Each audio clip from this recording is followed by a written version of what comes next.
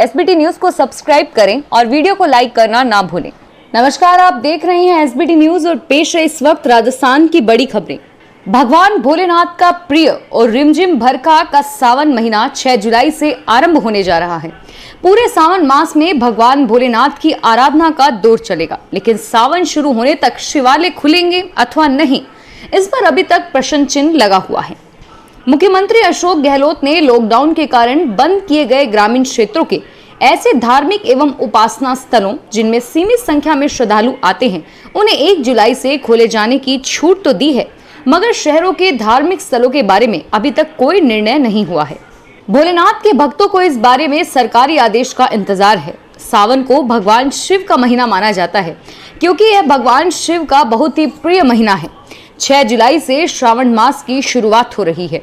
सावन के महीने में भगवान शिव को हर दिन जलाभिषेक करने और उनकी पूजा का विधान होता है। जलाभिषेक और भोलेनाथ की आराधना का दौर मंदिरों और शिवालयों में ही चलता है और इस बार मंदिर शिवालय बंद पड़े हैं। जयपुर ग्रामीण पुलिस ने घी चोरों के खिलाफ बड़ी कार्रवाई की है।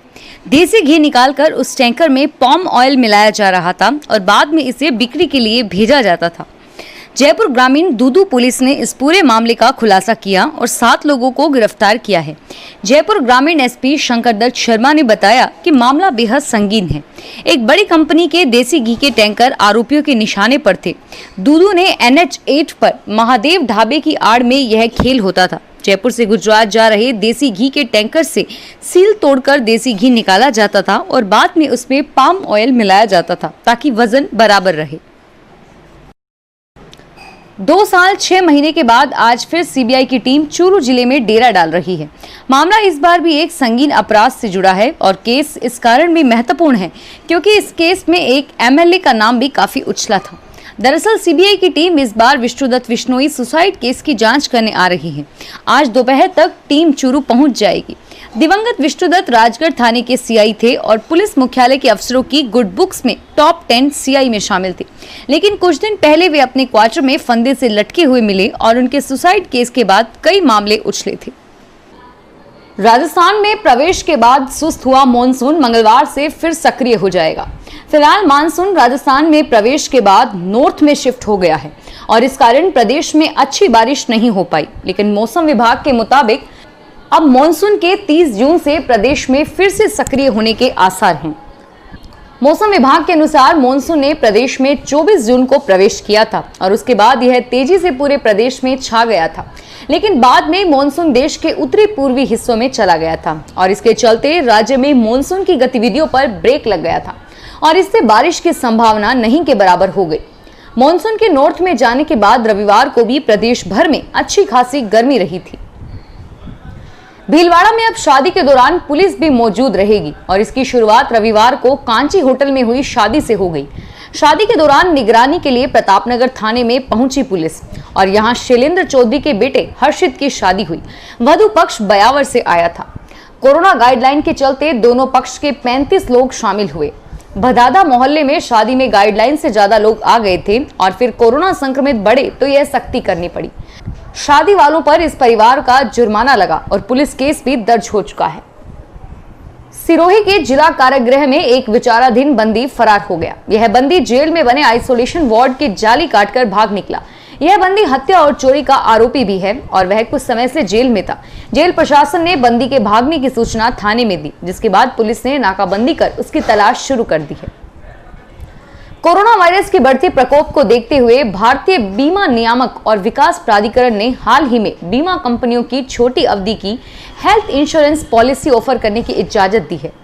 एडा ने इस खास इंश्योरेंस प्रोडक्ट्स को लेकर दिशा निर्देश जारी किए हैं। एडा ने इंश्योरेंस कंपनियों को 10 जुलाई तक शॉर्ट टर्म वाली standard medical health insurance policy या कोविड कच इंश्योरेंस पॉलिसी लॉन्च करने को कहा है। राजस्थान में कोरोना संक्रमित मरीजों की संख्या लगातार बढ़ रही है। सोमवार सुबह भी 121 नए संक्रमित मिले, जबकि 3 कोरोना मरीजों की मौत हो गई। प्रदेश में अब पॉजिटिव मरीजों की संख्या 17,392 हो गई है और वहीं 402 मरीजों की मौत हो चुकी है।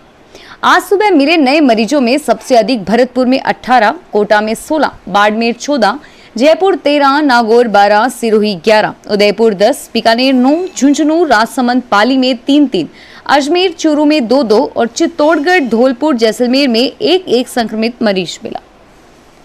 राजस्थान में 10वीं और 12वीं की सीबीएसई बोर्ड परीक्षाओं को रद्द करने के बाद आज से राजस्थान बोर्ड 10वीं की बाकी बची परीक्षाएं शुरू हो गई है। पूरे एजुकेशन सिस्टम को अब ये चैलेंज है कि इन परीक्षाओं में किसी भी तरह की कोई परेशानी नहीं हो और महामारी के नियमों की सख्ती से पालना हो, लेकिन ऐसा नहीं है। बहुत से सेंटर्स पर तो नियमों का पालन करते हुए विद्यार्थियों को प्रवेश दिया जा रहा है, लेकिन बहुत से सेंटर्स ऐसे भी हैं जहां पर शिक्षकों ने आंखें मूंद ली है। राजस्थान में भड़ल्या नवमी यानी कि शादी विवाह का अबूसावा आज।